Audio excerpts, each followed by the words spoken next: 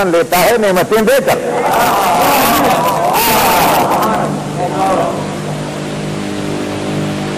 صبر کا امتحان جس سے لیتا ہے اس سے سب کچھ لے لیتا ہے.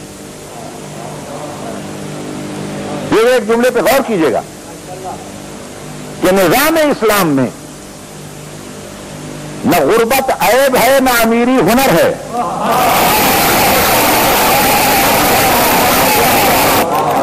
یہ دو پرچے ہیں جو اس نے دیے. رزلٹ کا اعلان کرے گا مستقبل میں قیامت کے دن. وہاں پتہ چلے گا کہ امیر کون ہے غریب کون. یہ تو کمرہ امتحان ہے. حل کیجئے پرچہ. جسے صبر کا پرچہ دیتا ہے اس سے نعمتیں لے لیتا ہے. سب کچھ لے لیتا ہے مگر تاکید یہ کرتا ہے کہ دیکھنا یہ ہے کہ پیپر کیسے حل کر رہے ہو. خودداری کا سودا نہ کرنا, در در ہاتھ نہ پھیلانا, میرے سامنے ہر در پہ بھیک نہ مانگنا, اپنی خودی کے ساتھ گھر میں بے شک بیٹھ جانا, در در بھکاریوں کی صورت میں نہ پھرنا. اور جسے شکر کا پرچہ دیا اس سے کہا سب کچھ لے جا, یہ دولت لے جا, یہ ثروت لے جا, یہ عمارت لے جا, سب کچھ لے جا, مگر ایک بات کا خیال رکھنا, رات کو لقمہ حرام سمجھنا جب تک اچھی طرح نہ دیکھ لینا کہ تیرے ارد گرد کوئی غریب بھوکا تو نہیں ہے.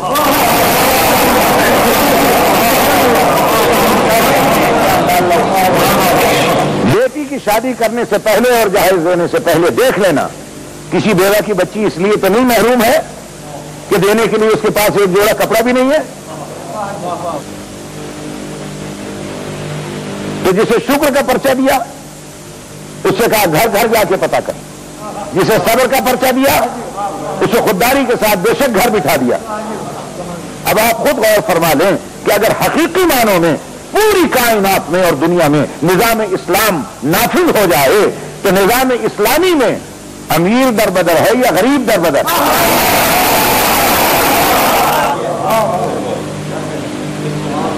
اسی لیے مولا متقیان جناب امیر المومنین نے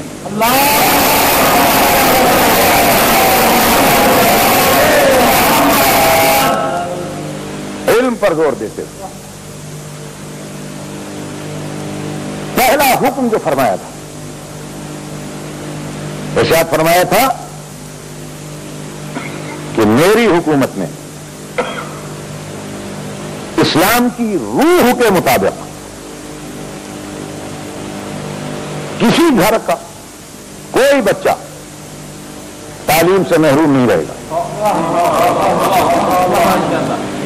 اور امیر کا ہے یا غریب کا, بیت المال کی سرپرستی میں وہ تعلیم حاصل کرے گا.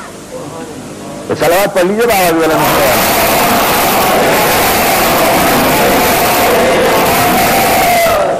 اور خداوند عالم نے یہ ہستیاں کیوں بھیجی تھی؟ صرف اس لیے کہ انسان کو گرے طے کرے محسوس ہے انسان کی نظر. جب تک وہ طے کرے محسوس کو نہیں دیکھ لیتا, جب تک وہ عملی نمونہ نہیں دیکھ لیتا تو وہ اپنا قدم بھی نہیں بڑھاتا. تو اس نے کہا میں صبر کا نمونہ بھی پیش کروں گا, شکر کا نمونہ بھی پیش کروں گا. یہ میرا خلیل ہے, اولی العزم پیغمبر جناب ابراہیم. صبر کا پیپر کیسے حل کرے گا, کیسے امتحان دے گا, اس کا نمونہ پیش کیا. جب جوان بیٹے سے خلیل خدا فرما رہا تھا کہ بیٹا میں نے خواب میں دیکھا کہ میں تجھے اس کی رضا کے لیے ذبح کر رہا ہوں, تو جواب میں کہا یا ابت افعل ما تؤمر ستجدنی انشاءاللہ من الصابرین. بابا جو حکم ہوا ہے آپ کر گزرے، آپ مجھے صبر کرنے والا پائیں گے. یہ ہے صبر کا نمونہ.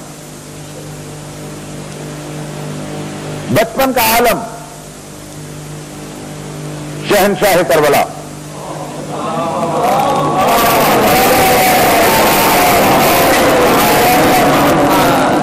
اپنے نانا کی آغوش میں تشریف فرما،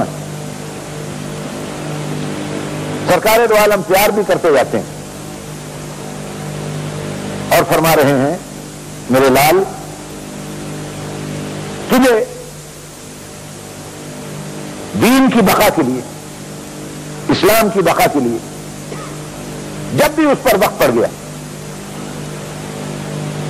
قربانیاں دینی پڑیں گی. اور پوری تفصیل بیان فرمائی. تو وہ شہزادہ ایک دم نانا کی چہرے کی زیارت کرتے ہوئے مسکرا کے فرماتا ہے نانا اسلام کی بقا کی خاطر قربانی، آپ مجھے محل امتحان میں بھیجیے تو صحیح.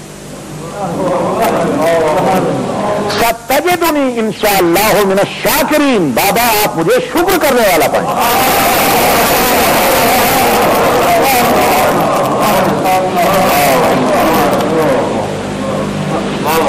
جہاں صبر کا پرچہ تھا وہاں کہا صبر کرنے والا پائیں. یہاں شکر کا پیپر ہے تو کہا شکر کرنے والا پائیں. اب امتحان کے لیے پیغمبر اکرم نے اس نواسے کو تیار کر دیا. اور جب امتحان کا محل آیا تو نانا کی تربیت کے مطابق 28 رجب کو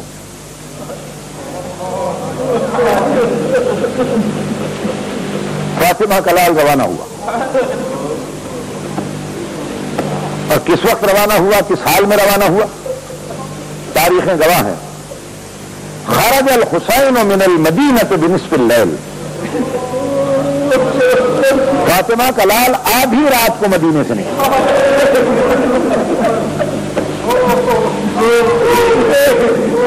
ساری دنیا محض خواب تھی اور یہ امتحان دینے کے لیے آدھی رات کو مدینہ چھوڑا.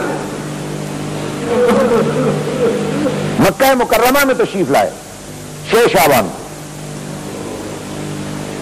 8 ذی الحجہ کو حج کو عمرے میں تبدیل کر دیا. امتحان کے مراحل طے کرتے ہوئے منزل زبالہ پہ پہنچے. وہاں جناب مسلم کی خبر ملی. وہاں سے چلے 2 محرم کو سرزمین کربلا پہ پہنچے. 2 کی شام کو اس شہزادے نے زمین خریدی. 3 کو نہر القمہ پر خیام نصب کی. 4 تاریخ کو فوجوں نے آنا شروع کیا، خیمے اکھڑ گئے. 5 تاریخ کو زمین کربلا فوجوں کی آمد اور گھوڑوں کی ٹاپوں سے ہلنے لگ گئی. 6 تاریخ کو ابن زیاد کا نمائندہ ابن سعد پہنچ گیا اور عزادار میرے مولا کے کائنات میں، دنیا میں یہ انوکھا منظر بھی دیکھا کہ 7 تاریخ کو میزبانوں نے مہمانوں پر پانی بند کر دیا.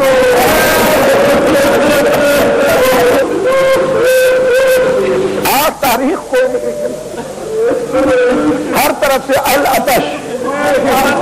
العطش کی آوازیں آنے لگی.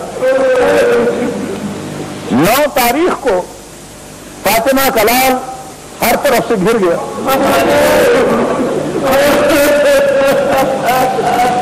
9 کا دن گزرا، شب عاشور آئی. یہ جو شب ہے یہ کہلاتی ہے شام شہیداں. یہ ہے شہیدوں کی رات. کل جو رات آئے گی نا وہ کہلائے گی شام غریبہ.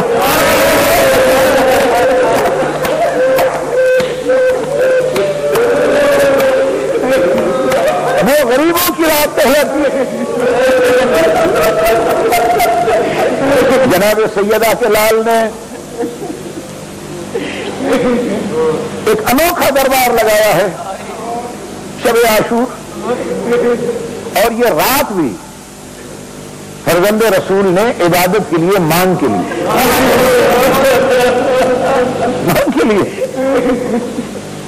اور ہم یہ سمجھتے ہیں کہ یہ اپنے لیے نہیں مانگی، آنے والوں کو مہلت دی کہ تم اب بھی سوچ لو کہ تم کیا کرنے والے، اب بھی غور کر لو. اور اس مہلت کا نتیجہ یہ ہوا کہ وہاں سے حر ادھر آ گیا. حر ادھر آ گیا.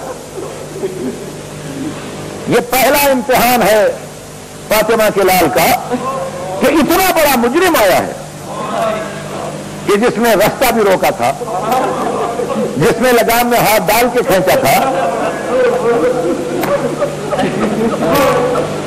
دنیا دیکھ رہی تھی کہ اتنا بڑا مجرم اب جو ادھر آیا ہے تو کیا ہوتا ہے. کائنات کی نبضوں میں سکوت آنے لگا جب دنیا نے دیکھا کہ اس نے اپنے بیٹے سے کہا میرے دونوں ہاتھ باندھے، میں بڑا مجرم ہوں، ایک پٹی میری آنکھوں میں باندھ دے، میں فرزند رسول سے آنکھیں نہیں ملا سکتا. اور یہ کہہ کر آگے بڑھا تو دنیا نے یہ دیکھا کہ ادھر سے گناہگار چلا، ادھر سے رحمت الہی. گناہگار قریب گیا اور سرکار کے گھوڑے کی رکاب پہ سر رکھ دیا. کوئی لمبی چوڑی تقریر نہیں کی، صرف ایک فقرہ کہا اخطأت ابن رسول اللہ، رسول کے بیٹے مجھ سے غلطی ہو گئی، رسول کے بیٹے مجھ سے خطا ہو گئی. راہ فرزند رسول ایک ہاتھ پھر کے ماتھے پہ رکھا، ایک ہاتھ یہاں رکھا، بسم اللہ کر کے چہرہ اٹھایا، ماتھا چوم کر کہا بھائی ہو ہم نے معاف.